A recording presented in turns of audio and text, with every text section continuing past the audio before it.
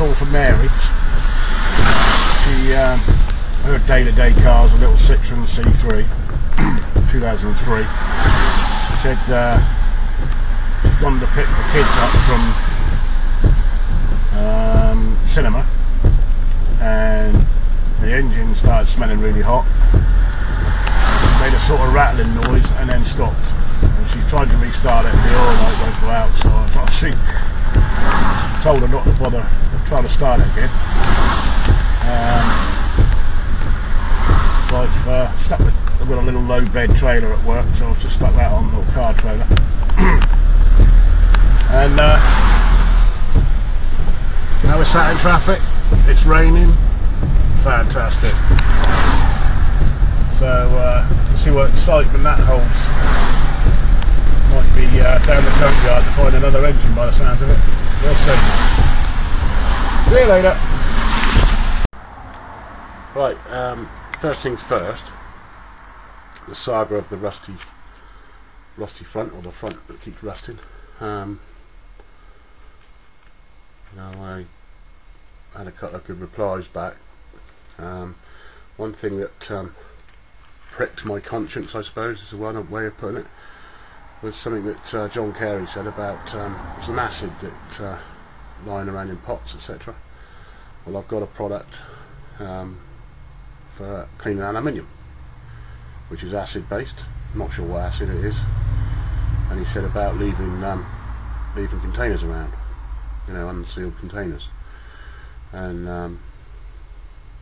I've had a bit of an eventful afternoon, which you'll see in a bit, but when I got back here eventually and had a quick look, I think he's right. So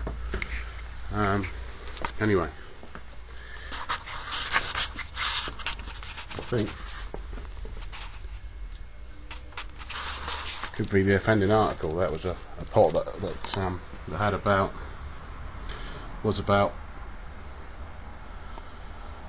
half full with this aluminium cleaner. It's sort of interesting because I forget that bloody stuff like acid and that gives off fumes. Well, something that's interesting I didn't notice until just now was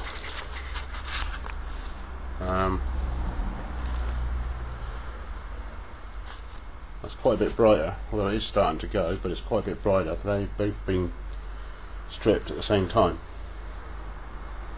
and obviously it's much closer to the offending pot, so I reckon, John, you're right, mate. Coupled with me sealing off, or virtually sealing off the garage. I've got a little vent over there, but I suppose when you've got the door down and the door shut in the shed, there's no real through draft, coupled with the double dry next door. I reckon that could be it. But anyway, Mary's little car. Notice the toe pin. Yeah, I had to go and pick her up with the trailer, so I'll tell you about that in a minute. Cheers. Well, check the water, check the oil, normal stuff. When I got to the car, the fan was running, even though the ignition was off. I put the battery, the negative ground earth wet cable back on, and the fan's running immediately already. The end of the dipstick's missing, disappeared. I can't tell if there's enough oil in it or no oil or anything, so I don't really know. Engine fault lights on. I haven't. I tried.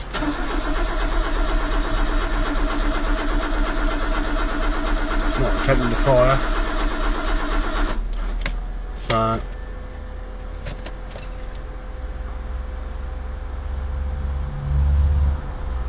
I'm gonna have to investigate a bit more. There's water in it.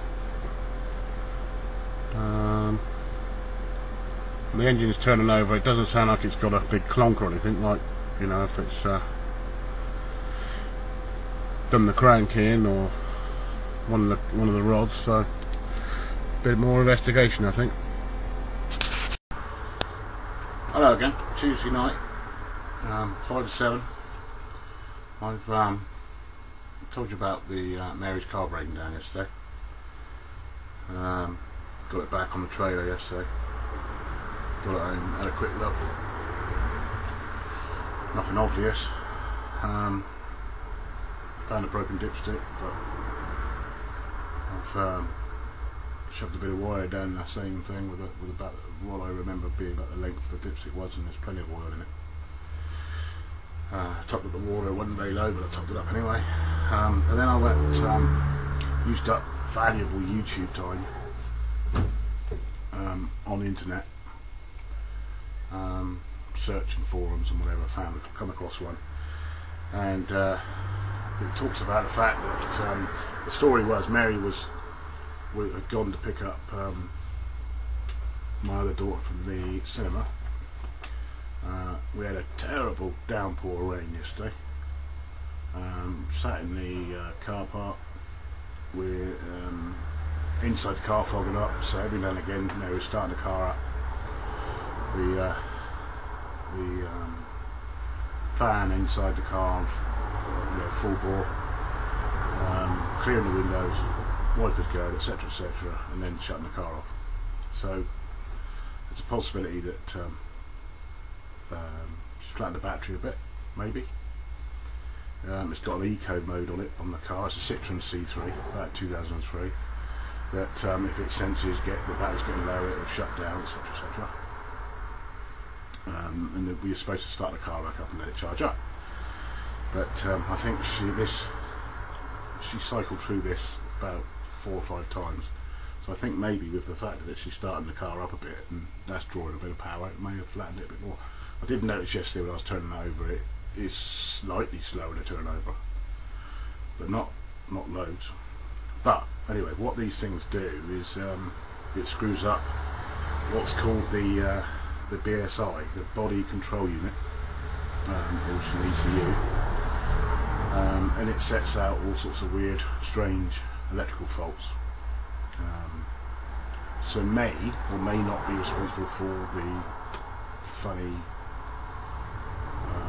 things going on, like the oil light coming on, the fan not stopping because it was getting an overheat sensor, whatever. I'm really not sure. But anyway, waffling on, sorry. But so, like I say, spent about 2 hours searching around forums, found one specific for the car, and just want to read you the instructions for resetting this BSI body control unit, because it's really funny. When I came out of the garage trade doing cars, probably about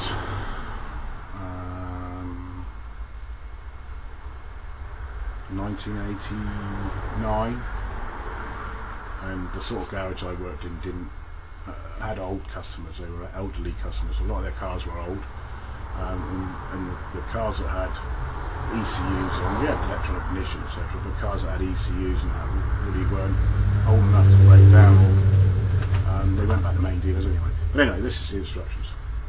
So I'm not used to it, is what I'm getting to. Open the driver's window and the bonnet. Close all the doors.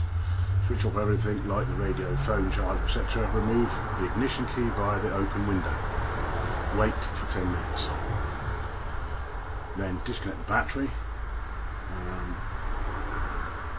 and then wait a further 30 seconds. Sorry. Then reconnect the battery. Wait for 1 minute. Keeping the doors closed, lean in via the driver's window. Switch on the ignition, but do not start the engine. Switch on the lights on dip beam, normal driving lights. Wait for 30 seconds. Then start the car. So that's the procedure we're going to follow in a minute. I've had the battery on charge for about, on a fairly fast charge for about an hour, so hopefully that'll be nice and topped up. Check it with the meter first, and then follow through this procedure, and we'll see what happens. Alright, Cheers. Whilst waiting for the 10 minutes, just wondering if this counts for the... This is Charlie the cat. It's my youngest cat. Charlie the girl, short for Charlotte. She is the most royal animal I've ever met. She only does a single thing when she wants to, how she wants to. Absolutely refuses to do anything on demand. So anyway, this is Charlie cat. I was hoping to go for some kitty points with his count. Just look at her, she's a complete snob.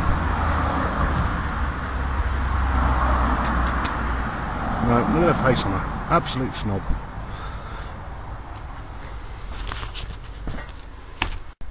Well, that's exactly the 10 minutes. I'm going to disconnect the battery. Now, gotta wait. What was it? Wait for 30 seconds.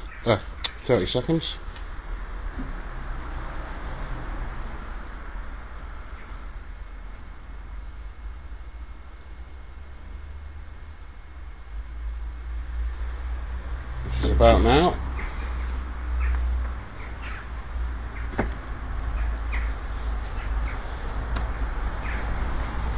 You know what?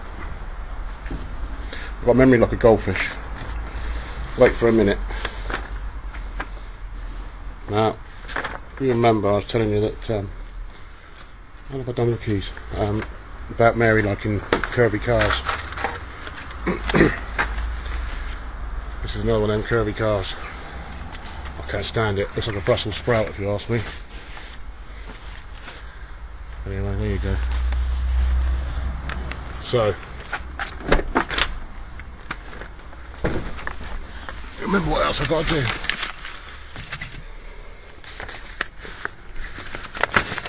Just done it wrong. I'll open the door. I'm supposed to lean through the window. And the ignition's on.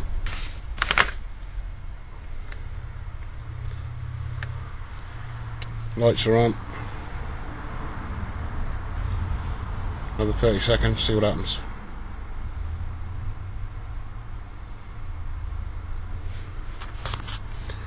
Can't believe, well, I've just forgotten the blooming, I should have linked through the window according to the instructions, but we'll see what happens anyway.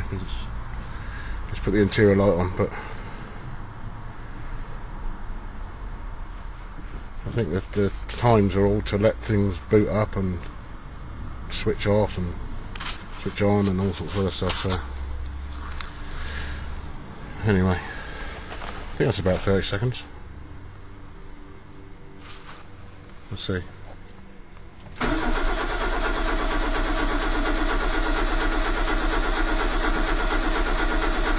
No, still no start.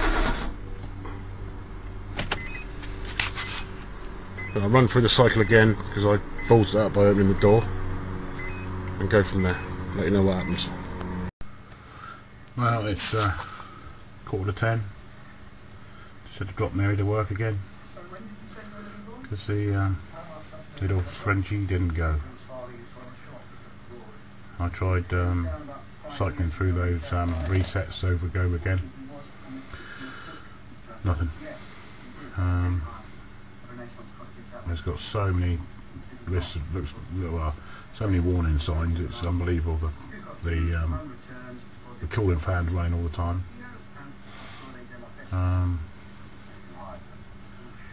The eco mode light is on, which tells you that it thinks that the battery's flat, or the battery's running low, but the battery's got loads in it. I did run through a lot of the connections, just making sure they didn't have any water in them and stuff from the rain from yesterday. So it won't go. I think it'll have to be plugged in. So tomorrow, be getting plugged in.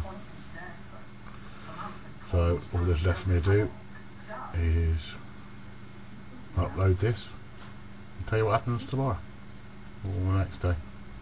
10. Alright, see you later.